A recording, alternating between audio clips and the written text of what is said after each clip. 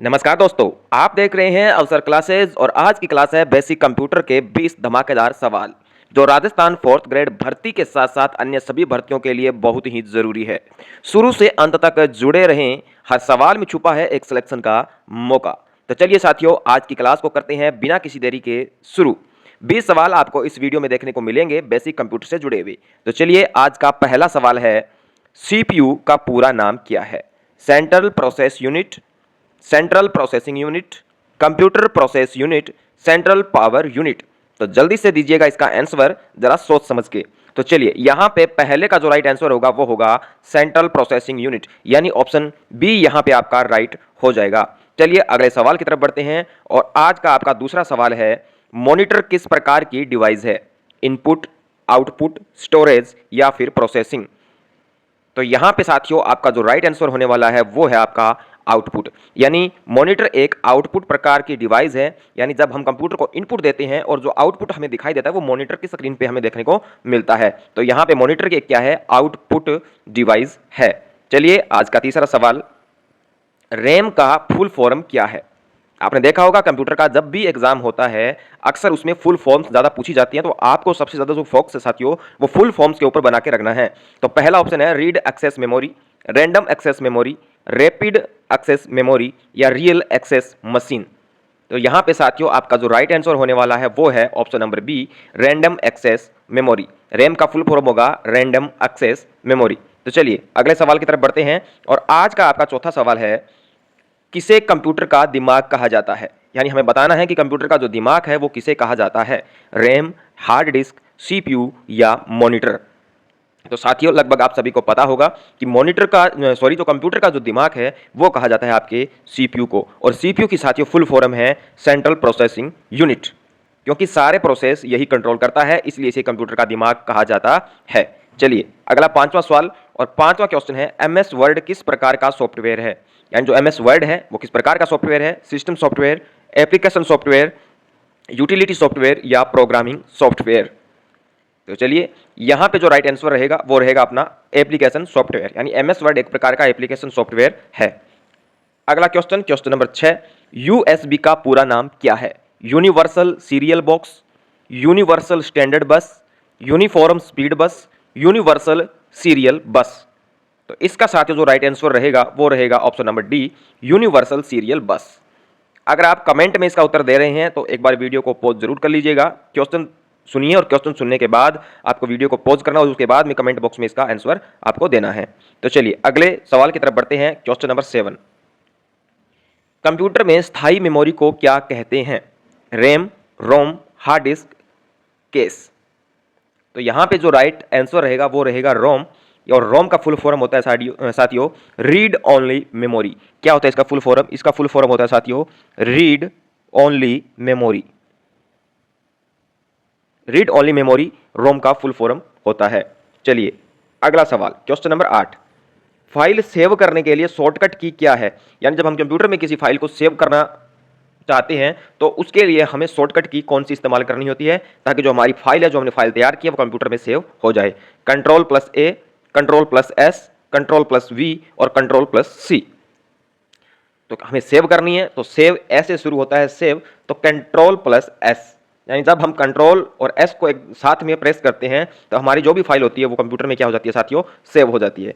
चलिए अगले क्वेश्चन की ओर बढ़ते हैं, ईमेल भेजने के लिए किस चीज की जरूरत होती है? अगर हम किसी को ईमेल भेजते हैं तो हमें किस चीज की आवश्यकता होगी? प्रिंटर की, स्कैनर की, इंटरनेट की, पेन ड्राइव की? तो ये हम काफ़ी बार इस्तेमाल करते हैं, मोबाइल में भी हम सबसे ज़्यादा इसको इस्तेमाल करते हैं, ईमेल भेजते हैं या हमारे पास किसी का ईमेल आता है तो इसके लिए जो सबसे ज़रूरी है साथियों वो है आपका इंटरनेट। यानी अगर आपके पास इंटरनेट ही नहीं होगा तो आप किसी को ईमेल भेज भी नहीं पाएंगे। तो चलिए अगला सवाल, क्वेश्चन नंबर 10, कंप्यूटर में डाटा टेम्परेरी रूप से कहाँ स्टोर होता है? यानी टेम्परेरी रूप से, अस्थायी रूप से जो डाटा है वो कहाँ स्टोर होता है कंप्यूटर में? हार्ड डिस्क, रैम, रोम, यूएसबी? तो इसका जो सही उत्तर होगा वो होगा ऑप्शन नंबर बी, रैम के अंदर। रैम के अंदर हमारा जो टेम्परेरी डाटा यानी जो अस्थायी डाटा होता है वो रैम के अंदर स्टोर होता है। ठीक है, तो साथियों ये जो आपने अभी तक जो सवाल किए हैं ये सवाल ही नहीं बल्कि सिलेक्शन की सीडी है। अगर रोज इस प्रकार से आपने 20 सवाल कर लिए तो कोई भी आपको पेपर पास करने से रोक नहीं सकता है। तो चलिए जल्दी से चैनल को कर लीजिए साथियों सब्सक्राइब। रोजाना इसी वक्त मिलेगी आपको कंप्यूटर की क्लास। चलिए अगला क्वेश्चन, भारत में सबसे पहला कंप्यूटर कब आया था?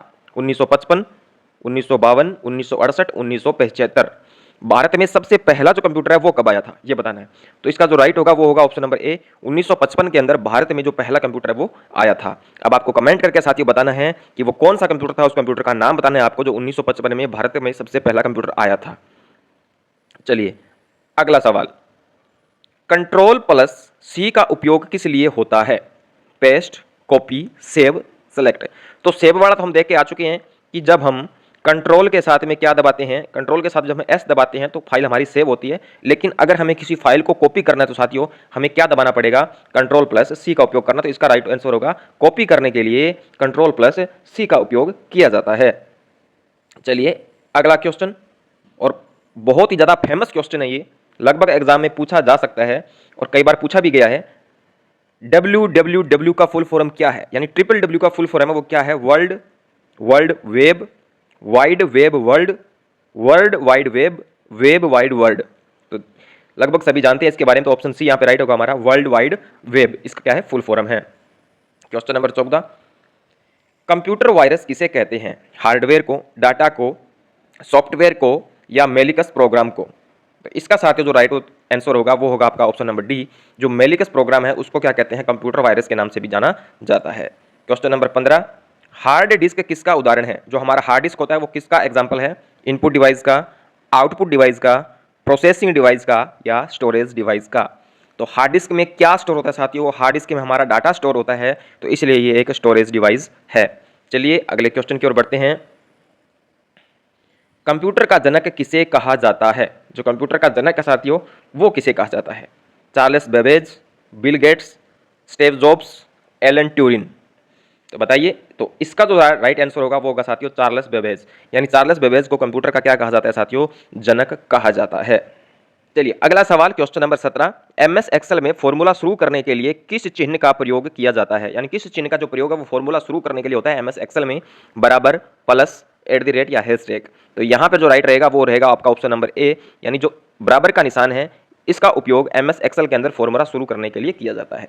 साथियों अब तक जो भी हमने क्वेश्चन किए हैं और अब तक की आपको अगर क्लास पसंद आई है तो वीडियो को लाइक जरूर से कर दीजिएगा और कमेंट करके जरूर बताएं कि अब तक जितने भी सवाल हमने किए हैं इनमें से आपको सबसे आसान और सबसे टेढ़ा सवाल कौन सा लगा है, ये कमेंट करके आपको जरूर बताना है।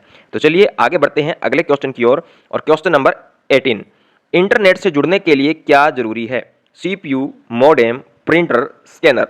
अगर हम इंटरनेट का इस्तेमाल करना चाहते हैं तो इंटरनेट से जुड़ने के लिए हमें किस चीज़ की आवश्यकता पड़ेगी? तो वो पड़ेगी साथियों हमें मॉडेम की, क्योंकि मॉडेम के बिना हम इंटरनेट का इस्तेमाल नहीं कर सकते हैं। तो मॉडेम यहाँ पे आपका राइट आंसर हो जाएगा।